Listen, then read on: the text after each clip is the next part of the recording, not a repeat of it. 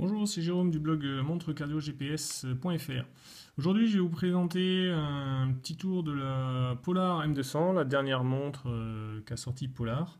C'est une montre entrée de gamme qui cible plutôt la course à pied de par les statistiques qu'elle offre et qui se place en concurrente de la Garmin Forerunner 35 et de la TomTom Runner Cardio et à un prix super intéressant puisque moins de 150 euros.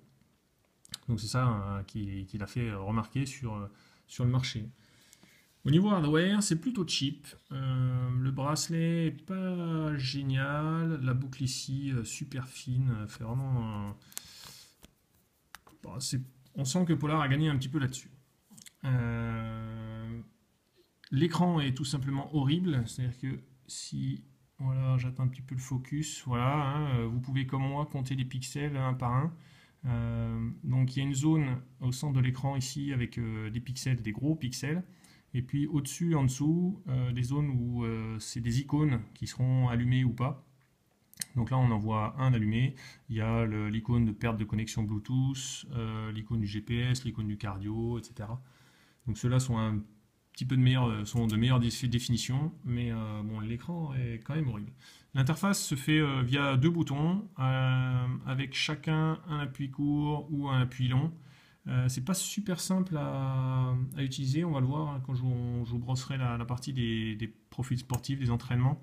En fait, on a un menu qui est comme une espèce de roue autour de l'écran, et on passe de l'un à l'autre en appuyant sur les boutons, et bon, faut vraiment pas se mélanger entre appui court et appui long.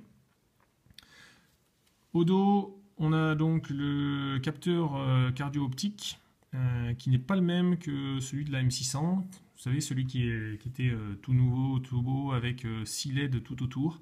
Alors là, celui-là coûte certainement moins cher à produire. Donc il ressemble plus au capteur cardio du A360. Ensuite, à l'intérieur, donc une puce GPS, et la bonne surprise pour une montre d'entrée de gamme, vraiment d'entrée de gamme, c'est qu'il y a un altimètre géométrique, un altimètre GPS, qui affiche l'altitude, le D+, et le D-. Ensuite, le boîtier se désolidarise du bracelet, un peu comme ce qui se fait sur les montres TomTom. Et là, on voit le connecteur USB qui sert à la recharge et à la synchronisation sur un ordinateur. Alors au début, je trouvais ça un peu galère de devoir sortir le boîtier à chaque fois qu'on veut la recharger, à chaque fois qu'on veut le brancher sur l'ordinateur. Bon, bien sûr, on peut faire une synchro Bluetooth avec le téléphone, hein, ça marche bien.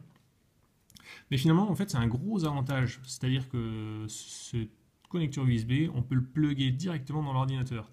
Et bon, ben pour moi qui, vous le savez, hein, vous le voyez sur la chaîne YouTube, teste pas mal de montres. Si vous faites un tour sur le blog, vous verrez plein d'articles de test.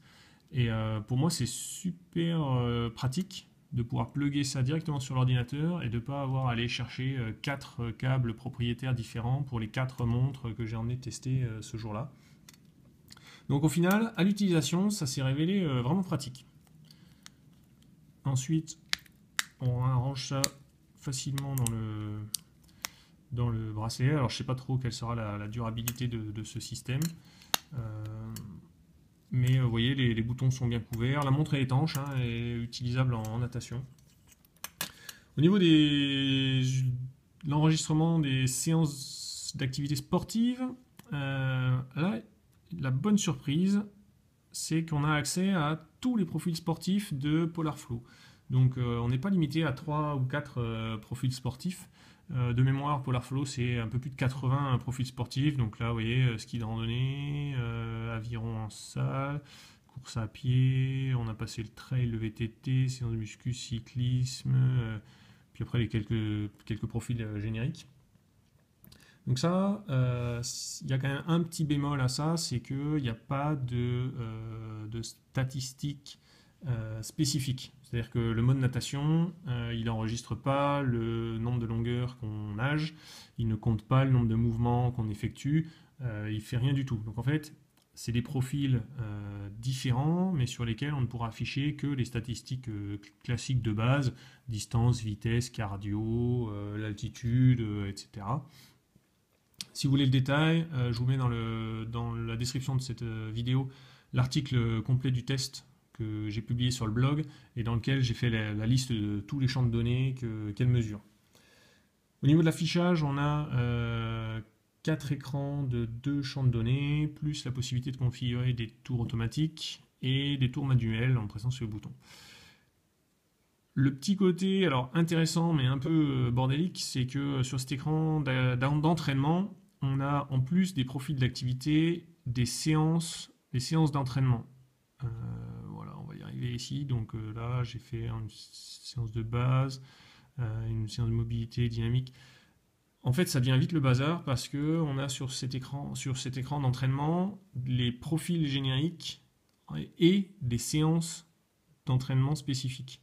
Donc on peut en mettre pas mal, hein. Moi je suis monté jusqu'à 15, ça a marché pour la synchro à 15. Je sais pas si on peut monter plus, j'ai pas essayé à chaque fois.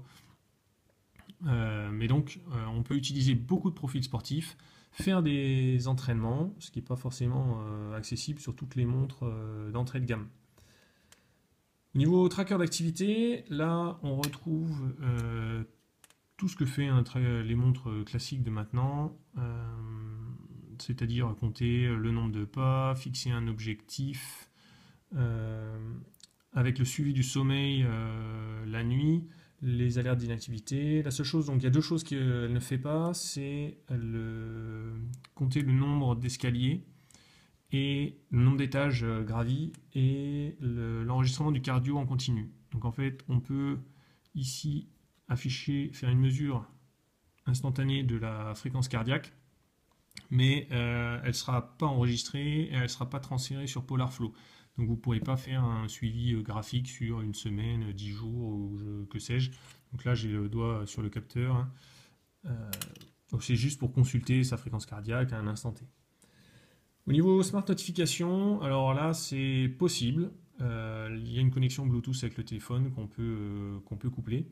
Cela dit, c'est super limité parce qu'en fait, l'écran est tellement horrible, tellement petit et de faible résolution que, en fait, à chaque notification, on a genre 3 mots, quoi. Donc en fait, vous avez les 3 premiers mots d'un mail ou alors vous avez WhatsApp et les 2 premiers mots du message. Donc en fait, on peut l'utiliser comme une alerte de réception de notification, mais on ne peut pas faire grand-chose sur la montre en elle-même. On ne peut pas retourner voir un historique pour revoir les notifications passées. On ne peut pas faire grand-chose. Pour conclure, c'est une montre vraiment pas chère, moins de 150 €. Donc forcément basique, mais avec le gros avantage de ne pas être bridé.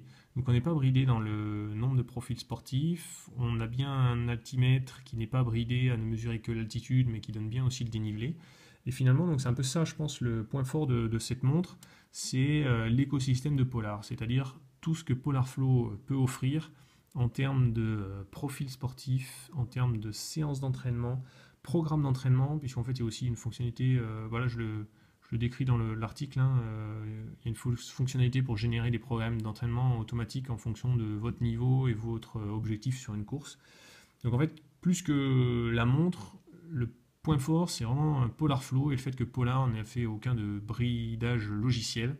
Après, la montre en elle-même, il faut oser la porter tous les jours. Moi, je l'ai fait pendant un mois, ça passe, ça se fait. Cela dit, c'est pas vraiment Polar n'a pas fait vraiment d'effort là-dessus. Sur ce, vous pouvez vous abonner à la chaîne YouTube. Je continuerai de publier des vidéos sur les prochains tests des montres que je recevrai.